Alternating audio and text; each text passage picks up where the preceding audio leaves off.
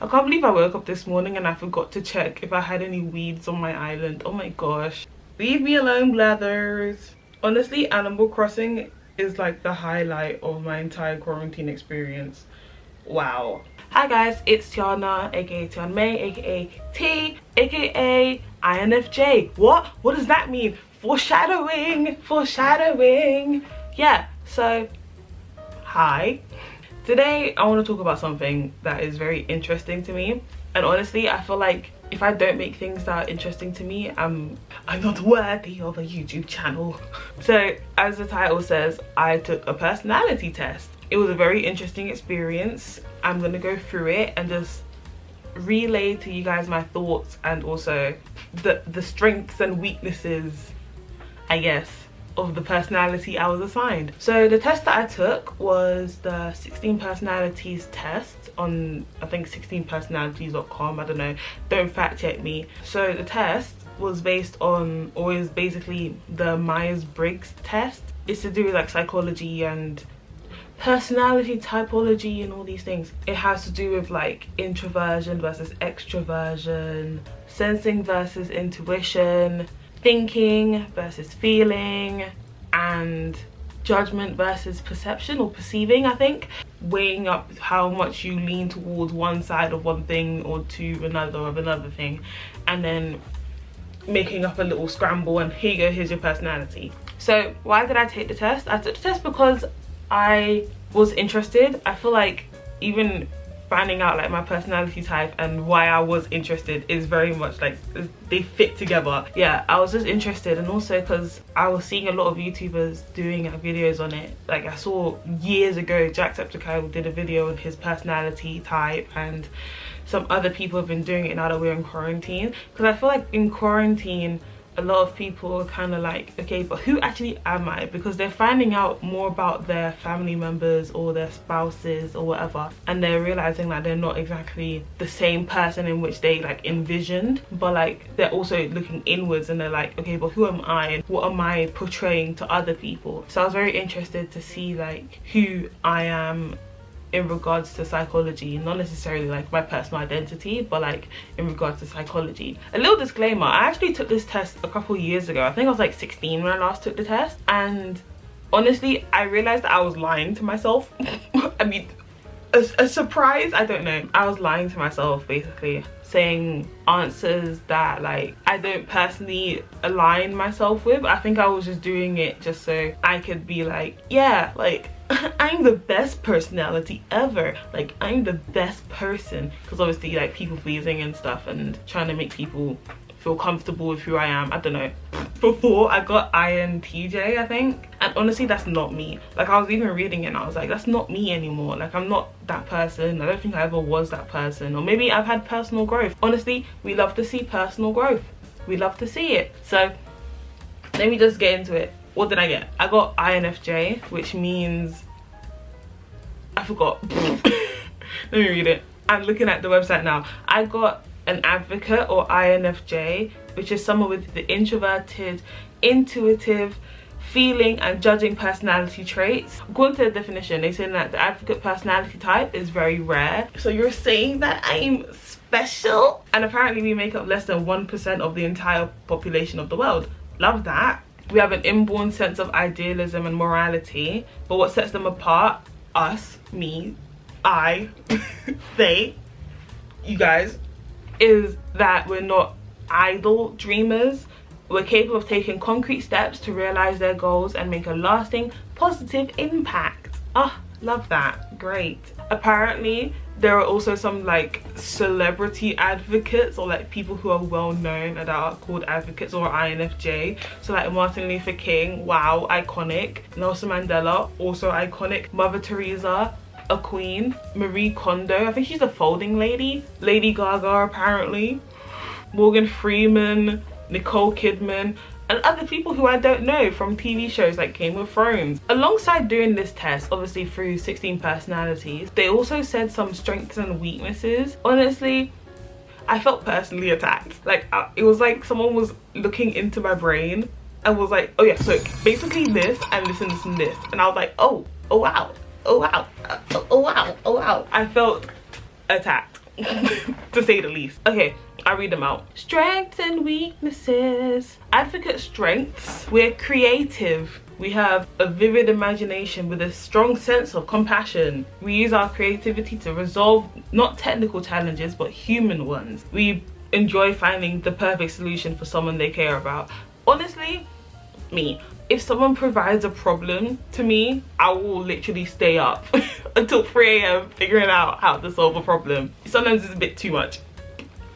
Honestly, we're insightful, we're inspiring and convincing, we're decisive, we're determined and passionate. When advocates come to believe that something is important, they pursue that goal with a conviction and energy that can catch others off guard. We will rock the boat if we must. Honestly, truly, I'm ready. Their passion for their chosen cause is an inseparable part of the advocate personality. These strengths are used for good. Advocates will not engage in any actions or promote beliefs just to benefit themselves. Yeah. T. Now for the weaknesses. Love that. Ooh, amazing, delicious. Weaknesses. The advocate personality type are very sensitive. When someone challenges or criticizes their principles or values, they're likely to receive an alarmingly strong response. They're typically highly vulnerable to criticism and conflict, and if you question their motives, it's the quickest way to our bad side. They're extremely private. Advocates tend to present themselves as a culmination of an idea. They use this image to keep themselves from having to truly open up, even to close friends. Trusting a new friend can be even more challenging for advocates. It took me a while to actually find to be solidified in my best friend group. I don't need friends, they disappoint me.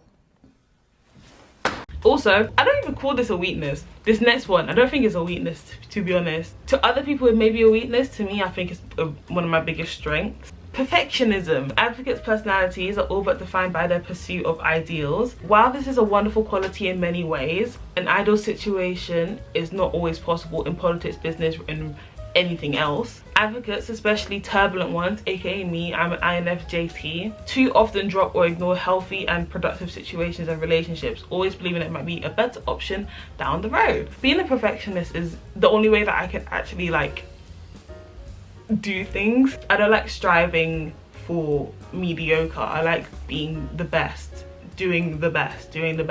If something isn't in alignment with what I envision it, I'm just like, okay, done, bye, ignore it, drop it, it's fine. That's even reflected in how I make YouTube videos, because people looking at my channel from a distance would think, oh, she's just not making videos in the 1 month gaps between videos. No, I actually am making videos. I've probably made about 100 videos out of my entire discography. I don't know what to call YouTube YouTube videos.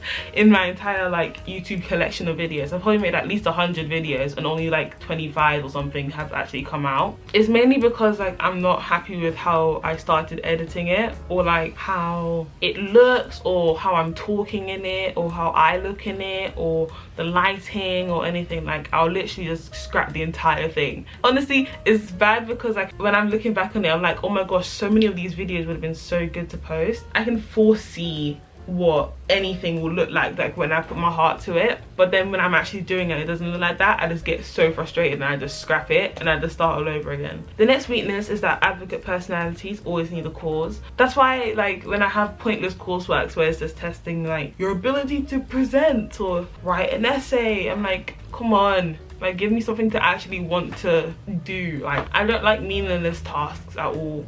Small talk, no. I'm much happier just having no conversation at all than having small talk. It just bores me. Honestly, it's not for me. And finally, the last one that they've said is that INFJ can burn out easily. Their passion, impatience for routine maintenance, idealism, and extreme privacy tend to leave advocates with few options for letting off steam. We live in a society. Honestly, we live in a society.